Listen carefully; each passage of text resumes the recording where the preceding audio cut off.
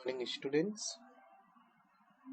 मैं doctor Prakash Chand Sharma, department of zoology, SPC government college Ajmer. हम Herdmania के बारे में पढ़ रहे थे। हर्डमानिया की जो टेक्सोनोमिक पोजीशन है और कुछ उसके जो कैरेक्टर्स हैं उनके बारे में हमने लास्ट टर्म पर बात करी थी। साथ ही हमने मॉर्फोलॉजी की शुरुआत की थी। आज हम उसी को आगे बढ़ाएंगे। मैंने आपको बताया था कि हर्डमानिया रफली ऑब्लोंग होता है। रेड पैचेस इसकी बॉडी पर देखने को मिलेंगे। Body anterior dorsal body proper and posterior ventral foot में डिवाइडेड होती है। बॉडी ट्विस्टेड होती है। जो फुट पार्ट है वो सैंड में या मड में एम्बेडेड रहता है।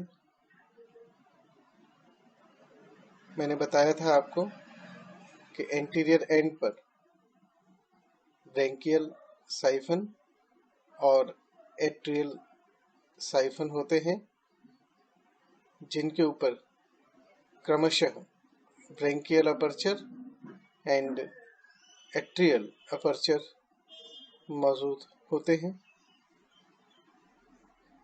बॉडी बाहर से लेदरी दिखती है, ट्रांसल्यूसेंट दिखती है। इसका कारण टेस्ट की मौजूदगी होता है।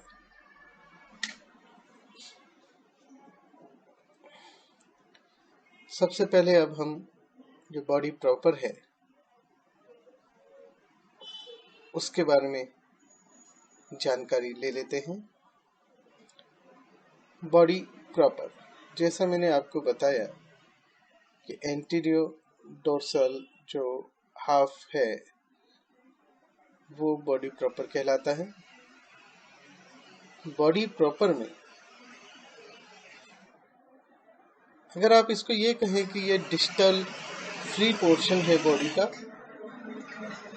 तो भी सही रहेगा, क्योंकि जो लोअर पार्ट है वो साइड में एम्बेडेड है। ओके, तो इसमें जो ब्रैंकियल अपर्चर है वो एनिमल के एंटीरियर एंड को मार्क करता है।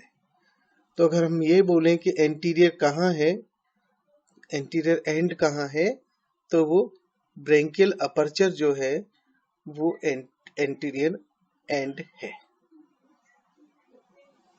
और इसी तरह से पोस्टीरियर एंड कहाँ होगा, उसके एकदम अपोजिट डायरेक्शन में फुट पर होगा, जो कि सबस्ट्रेटम पर अटैच है।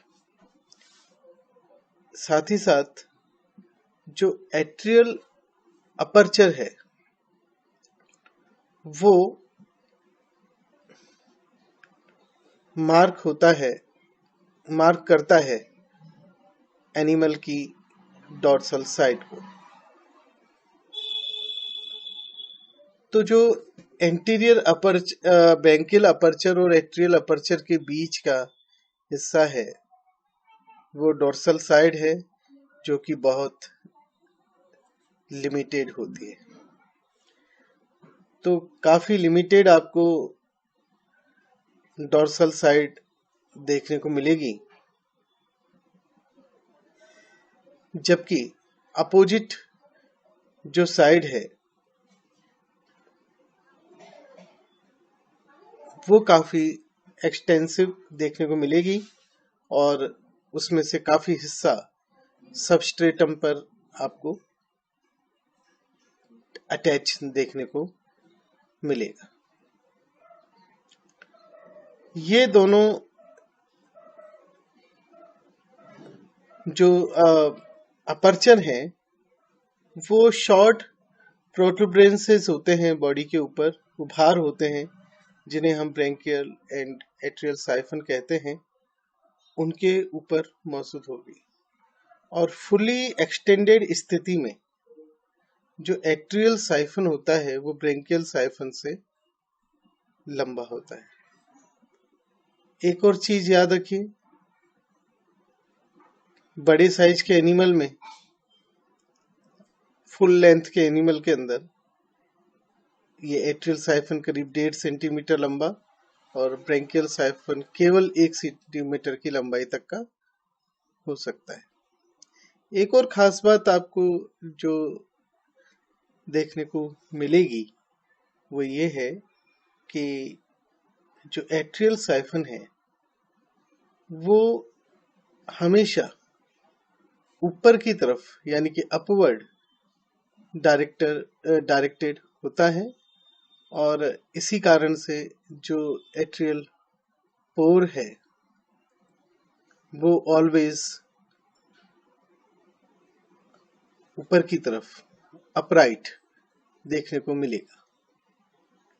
जबकि ब्रेंकियल साइफन जो होता है वो थोड़ा सा बाहर की तरफ बैंड झुका हुआ होता है, और इस कारण से जो ब्रेंकियल अपर्चर है वो मोर और लेस लेटरली ओपन होता है। तो हम एवरेज डायमीटर की बात करें तो जो ब्रेंकियल अपर्चर होता है वो कंपैरेटिवली बड़ा होता है, और जब फुली एक्सपेंडेड फॉर्म में होगा तो ब्रेंकियल अपर्चर 2 सेंटीमीटर बड़ा, जबकि एट्रियल अपर्चर जो कि छोटा होता है वो मात्र 1.2 सेंटीमीटर तक बड़ा होता है। ब्रेंकियल साइफन के बेस पर हमें एक रिंग दिखाई देगी लॉन्ग ब्रेंचियल टेंटिकल्स की, जबकि एट्रियल साइफन के बेस पे जो रिंग दिखाई देगी वो स्लाइटली सिरेटेड फोल्ड्स की होगी, जो कि एट्रियल टेंटिकल बनाते हैं। साइफन का जो टेस्ट होता है वो बहुत इलास्टिक होता है,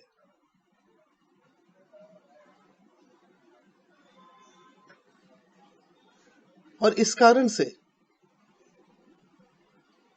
साइफन पे मौजूद जो अपर्चर है वो समुद्र में हुए, सी वाटर में हुए हल्के से डिस्टरबेंस के कारण भी बंद हो सकता है, कॉन्ट्रैक्ट हो सकता है, कॉन्ट्रैक्शन के कारण क्लोज हो सकता है। आगे बढ़े, हम फुट की तरफ बढ़ते हैं।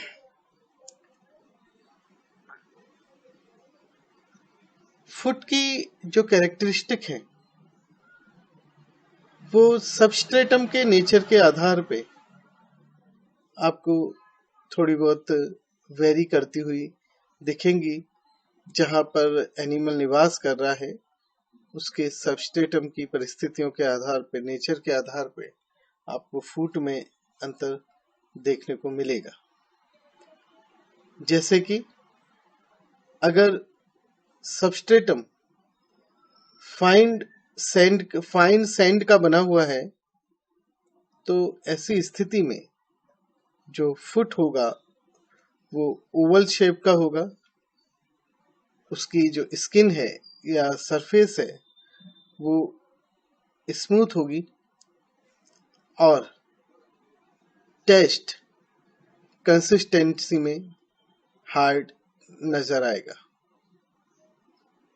जबकि यदि सबस्ट्रेटम कोर्स मटेरियल से बना हुआ है, वहां पर ब्रोकन शेल पार्टिकल आदि मौजूद है, तो जो फुट की आउटलाइन होगी वो इरेगुलर होगी। फुट कुछ हद तक कंसिस्टेंसी में सॉफ्ट नजर आएगा, और उसके ऊपर आपको शेल पार्टिकल चिपके हुए भी दिखाई देंगे। तीसरी इंपॉर्टेंट चीज मॉर्फोलॉजी में हम पढ़ रहे हैं टेस्ट। तो ये जो टेस्ट है